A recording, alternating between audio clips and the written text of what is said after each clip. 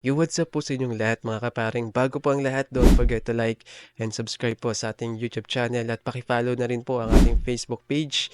Yun lamang po at shoutout po sa inyong lahat, especially po sa ating mga OFW na lagi pong pinapanood tayo dito sa ating video. Maraming salamat po sa inyong lahat. Na kung tawagin po kayo ay mga pro Vico supporters. So yun. Ngayon po pag-usapan po natin itong isang post ni Mayor Vico kung saan ay inamin niya po na siya pala ay kinasuhan sa COMELEC para siya ay ma-disqualify na may kinalaman nga po ito sa misinformation. Pero ang kagandahan naman dito, hindi naman pumanig ang COMELEC sa naghain no laban sa kanya para siya ay ma-disqualify. Kaya nga po, may nakikita pa tayong Mayor Vico ngayon na nangangampanya. Pero, sino kaya ang naghain na ito? Sino kaya ang naghain sa COMELEC para si Mayor Vico ay ma-disqualify? Sino nga ba naghain ng petisyon na ito? Ito po. Titingnan po natin yung isang post ni Mayor Vico kung saan ay siya po mismo ang kusang umamin, no? Kung sino nga ba ang nasa likod ng paghain ng petisyon na ito para po siya ay ma-disqualify. So, hindi po kasi ito nabalita kasi masyadong focus no yung media dun sa mga labanan sa pagitan ni Mayor Vico at nung katunggali niya po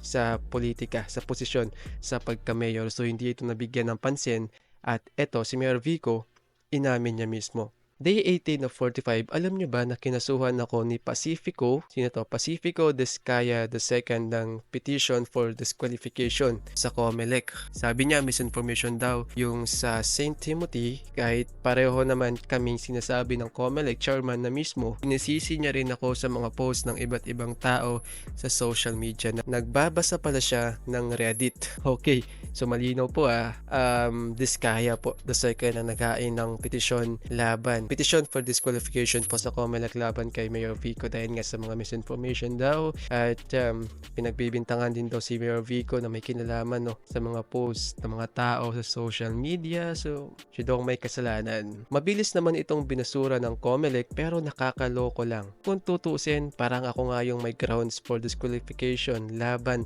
sa katunggali ko para mayor dahil ginamit niya pa di umano ang kanyang British passport ngayong 2025. Enero pa lang nabalitaan ko na pati flight details pero hindi ako nag-file ng petisyon. Bakit? Dahil ayokong may ma-disqualify sa kampo nila. Kailangan ipakita natin sa kanila sa Pasig. Kailangan ipakita natin sa kanila sa Pasig na putol na natin ang siklo ng malaking gastusan pag-eleksyon, traditional politics at korupsyon. Okay.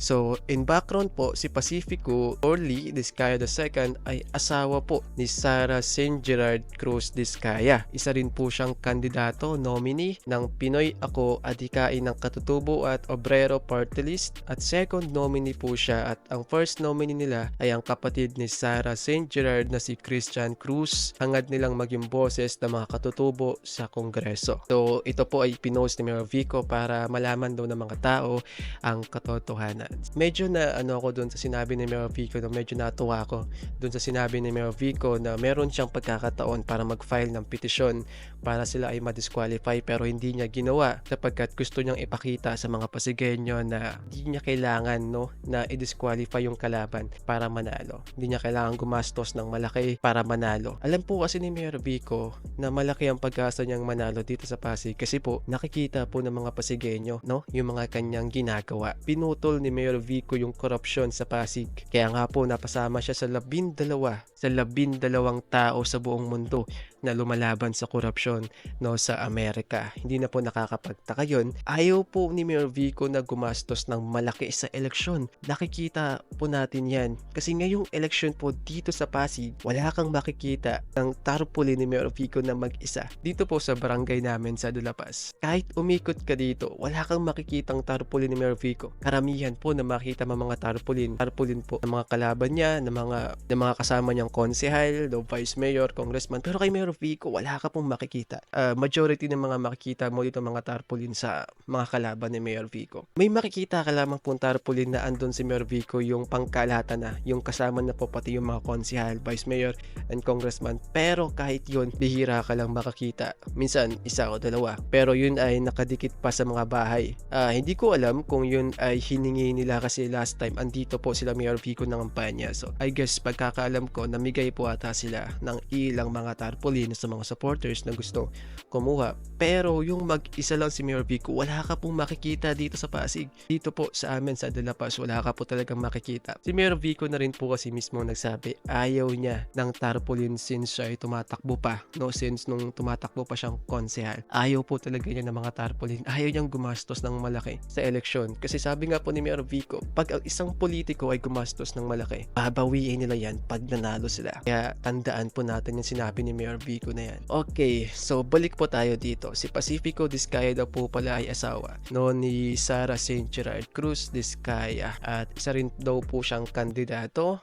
ng Pinoy Ako Party List. So malinaw po na kampo po nila Ma'am Sara Diskaya, no, nanggaling ang pag-ain ng petisyon disqualification laban po kay Mayor Vico, pero ito po ay hindi pinansin at binasura lamang po ng COMELEC.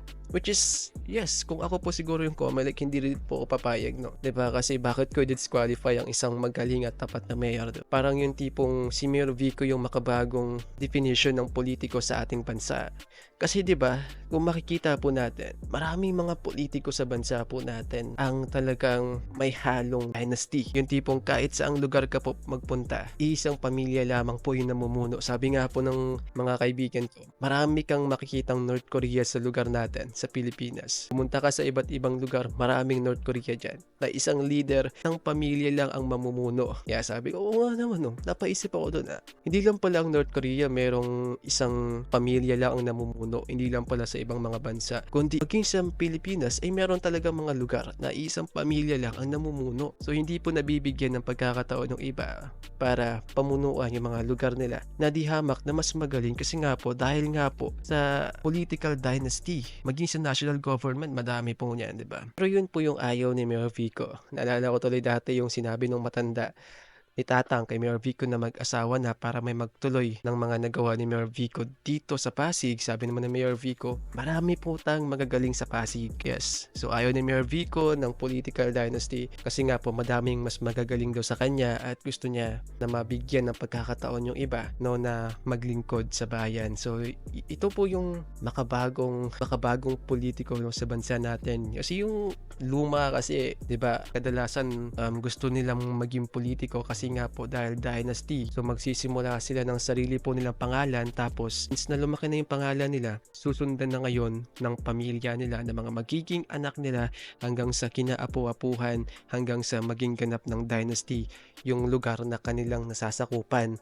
At hindi na po nabibigyan ng pagkakataon yung iba na makapaglingkod o makapagbigay ng serbisyo dahil nga po sa dynasty. At yun po ang ipinaglalaban ni Mayor Vico at ayaw niya na klase ng pamumuno na magkaroon ng dynasty. So para sa akin, okay din naman, no? Okay din naman na sana kahit isang tao lang yung mamuno, no, isang miyembro ng pamilya. Okay na yun, 'di ba? Kahit maglingkod pa siya ng matagal, mga 10 taon, 9 na taon, okay na yun. As long as pagkatapos niya is iba naman, 'di ba? Iba naman, ibang tao naman. Para sa ganun, mabigyan ng pagkakataon, 'di ba? Yung mga mas magagaling, no, na makapaglingkod po sa lugar natin. Okay, so mabalik po tayo dito mga kaparing. Okay, ang sabi po kasi dito mga kaparing, kaya naghain ng petition for disqualification ay dahil sa misinformation daw sa St. Timothy. Kaya ito, kinasuhan si Mayor Vico at siya din yung pinagbibintangan, no, ng kabila dahil daw sa mga post ng iba't ibang tao sa social media. Sabi rin mismo dito ni Mayor Vico, kasi daw nagbabasa din daw pala ng Reddit, no, yung nagkain ng petition. So ito lang pong masasabi ko. Hindi naman po hawak ni Mayor Vico, no, yung mga tao sa social media. Okay, si Mayor Vico po ay talaga napakasikat pong mayor.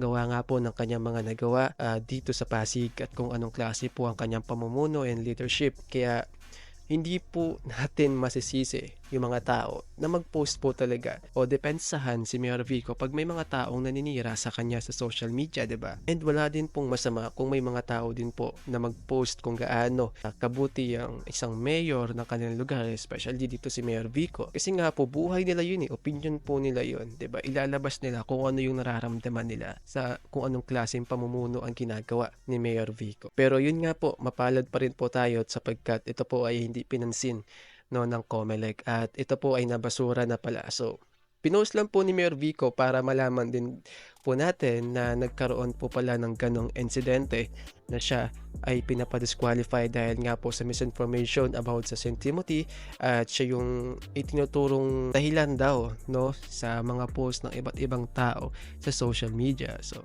yun. Pero panalo pa rin si Mayor Vico. Okay, bago po tayo magwakas mga kaparing, meron lang ako ipaparinig na kanta sa inyo about kay Mayor Vico. At sa next video, gagawan po natin ito ng video mismo. So, video with lyrics ng kanta about kay Mayor Vico. Tapos pakikinggan natin dito sa YouTube channel po natin. At pinaplano ko nga na ito ay ipakanta kasi yung girlfriend ko ay isa pong singer. So maganda po yung boses niya. So gusto kong kantahin niya sarili niya pong version sapagkat ang kantang pong ito ay AI made song. So ito po, pakinggan po natin. At sa bayan akong narito lagi, uwi ko. Ikaw ang aming liwanag sa bawat Okay, so chorus na po yan. Hanggang dyan na lang po muna. Next video po, makikita nyo po. Maririnig nyo po yung full version ng kantang yan. Yun lamang po mga kaparin. Don't forget to like and subscribe.